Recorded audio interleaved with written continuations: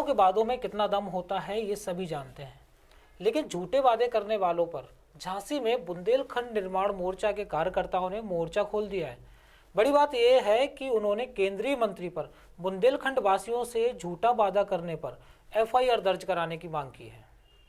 सुनने में थोड़ा अजीब जरूर लगेगा, लेकिन हाँ, अब नेताओं के झूठे वादे उन्हें महंगे पड़ सकते हैं। गुरुवार को झांसी के एसएसपी कार्यालय पर बुंदेलखंड निर्माण मोर्चा अध्यक्ष भानु सहाय ने तहरीर देते हुए भारतीय जनता पार्टी की केंद्रीय मंत्री सुश्री उमा भारती पर झूठा वादा करने पर एफआईआर की मांग की है।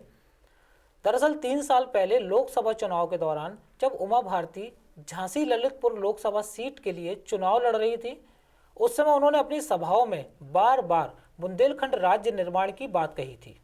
इसके अलावा उन्होंने मीडिया से बुंदेलखंड राज्य को जीत के बाद 3 साल में बनाने का वादा किया, लेकिन सरकार बनने के बाद उमा अपने वादे को भूल गई, जिसके बाद अब बुंदेलखंड निर्माण मोर्चा ने उमा भारती पर वादा खिलाफी करने पर एफआईआर दर्ज कराने की मांग की है। आइए पहले हम आपको दिखाते हैं वह वीडियो जिसमें उमा भारती मीडिया से बड़े ही जोश में 3 साल के भीतर राज्य निर्माण की बात कह रही हैं।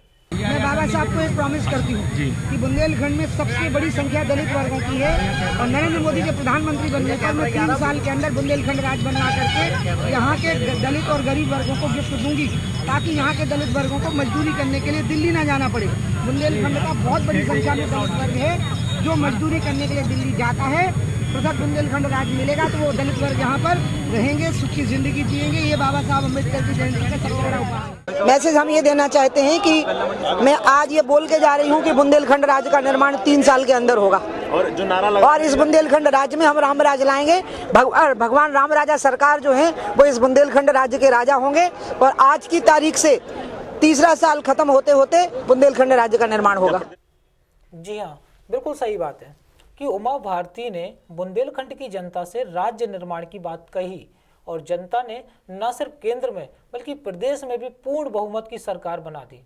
लेकिन अफसोस, सत्ता में आने के बाद पिछली सरकारों की तरह भाजपा के क्षेत्रीय नेताओं ने बुंदेलखंड राज्य की बात को नकार दिया। अब ऐसे में बुंदेलखंड निर्माण के संगठन सरकार को घेरने में कोई कसर नहीं छोड़ रहे हैं। वो एफआईआर देने का हमारा कारण ये है कि गत लोकसभा चुनाव में उमा भारती जी ने हर मंच से ये घोषणा की थी कि मोदी सरकार बनने के 3 साल के भीतर बुंदेलखंड राज्य बनवा दिया जाएगा। मोदी जी ने और राजनाथ सिंह जी ने भी उनकी बातों का समर्थन किया था मंचों से। उमा भारती जी भली प्रकार जानती हैं कि बुंदेलखंड का ये भावनात्मक मुद्दा हर बुंदेलखंड वासी के हृदय में वास करता है, इसलिए उन्होंने इस मुद्दे को हाथों हाथ लिया।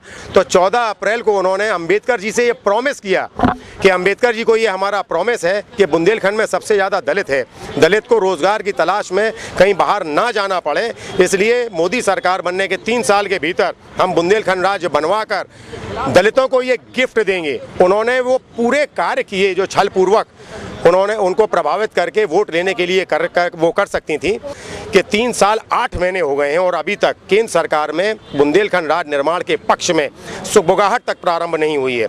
तो आज हम लोगों ने विधिक कार्रवाई किए जाने के लिए एफआईआर दी है। अब देखते हैं। न्यूज़ बुंदेलखंड के लिए कैमरामैन जितेंद्र के साथ मनीष अली की रिपोर्ट।